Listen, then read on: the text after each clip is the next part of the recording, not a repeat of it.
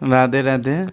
গীতাতে বলছে অনেকবার বোঝানোর পরেও যদি কেউ না বোঝে তাহলে তাকে ছেড়ে দাও। গীতায় স্পষ্ট বলা আছে, তুমি কাউকে ভালো করতে গেলে বা বোঝাতে গেলে উল্টে সে যদি তোমাকে কথা শোনায়, তোমার সম্বন্ধে উল্টোপাল্টা বলে, তাহলে তাকে তুমি তার অবস্থাতেই ছেড়ে দাও। তোমার কর্ম ওইটুকুই। মহাভারতে শ্রীকৃষ্ণ দুর্যোধনকে অনেকবার বুঝিয়েছিল, কিন্তু দুর্যোধন বুঝেনি, তার ফলে মহাভারত হয়েছিল। তোমার কর্ম অতটুকুই ছিল, বাদবাকিটা তো তার কর্ম।